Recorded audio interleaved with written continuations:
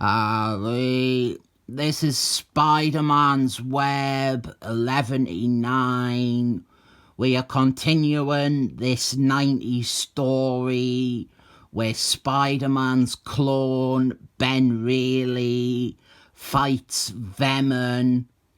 It is a serviceable fight story, and this issue has another notable first appearance. We have the debut of a character who ends up being very important to the clone Saga and who is still around today but seldom used. And they also made him into like the 49th Spider-Man wannabe because the character of Peter Parker has been devalued for years by Marvel. Round one of the fight, it didn't go well for Ben Reilly. He was wounded by Venom and he returns home to cry to himself. And in his apartment building, we meet one of the other tenants who is not the character who ends up being important. In fact, this character ends up being so unimportant that they forget about her entirely after a few issues. She was being set up as a love interest for this new Spider-Man. And I said last time or the time before, it is really unusual that they felt the need to so firmly create a new supporting cast for Ben Reilly. What ends up happening is stuff like this woman, they just quickly get forgotten about because they are not intertwined with all the awful clone mythology that ends up taking centre stage with the clone Saga. Here is Venom, and no, I am not going to read the new Venom crossover or anything by Jonathan Cades.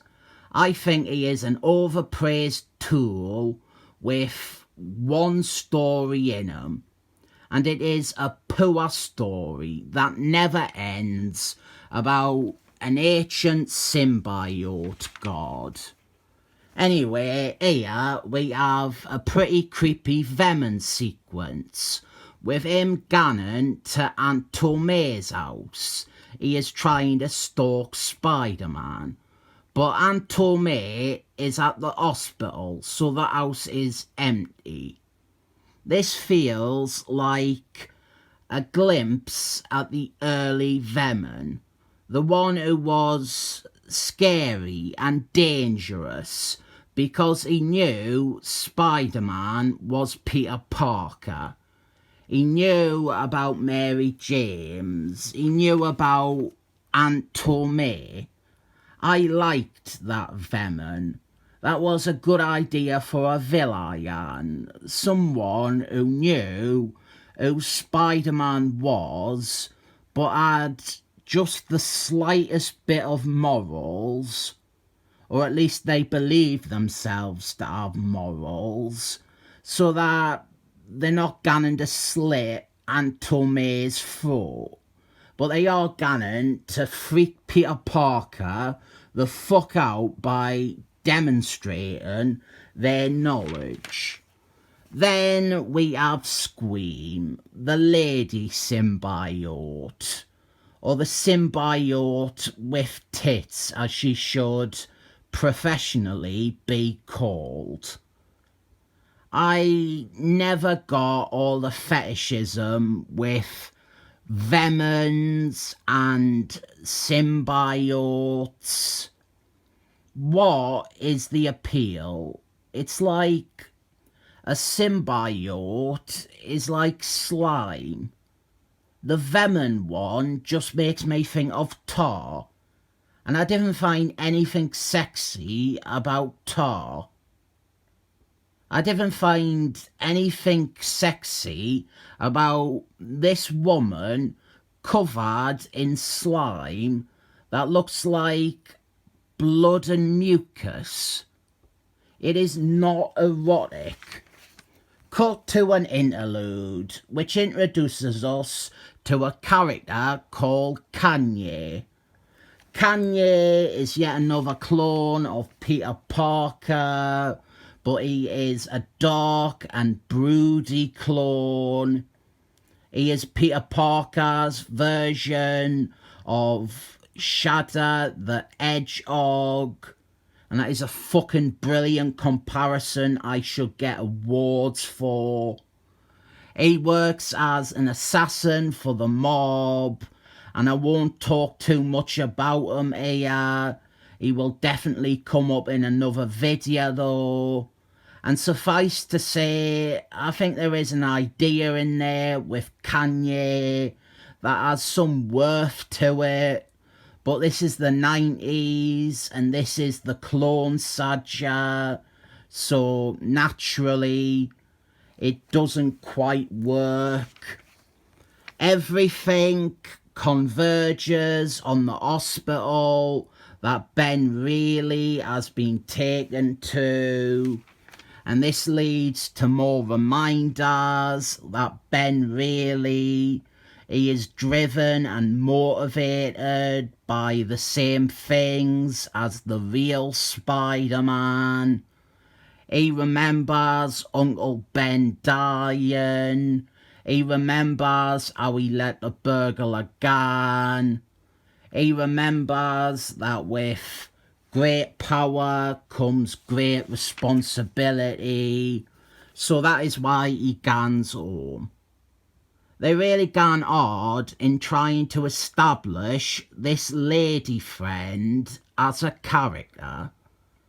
She is pretty. I would happily have her as a love interest, but apparently Ben Reilly didn't think so. He didn't even keep her as a friend. He has gone home to construct some new web shooters.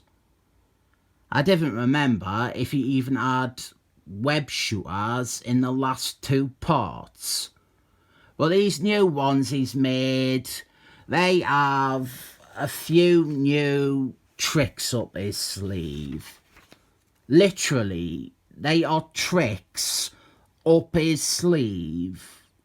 Well, tricks on his sleeve. Tricks inside a web shooter on his sleeve. Venom, he batters Scream around, and he tries to tear a slimy mucus and blood symbiote off of her body when Ben Reilly shows up and fires some marble-sized web balls at Venom, which pop and then web him up. It is called Impact Weapon, and it's meant to seem a lot more exciting than it is. And the stage is set for our final showdown between Ben Reilly and Venom. This was a comic book with a comic book story in it, and it had all the pictures and all the words, and there was adverts and a pretty woman with the wardrobe of an elderly woman. 7 thumbs up.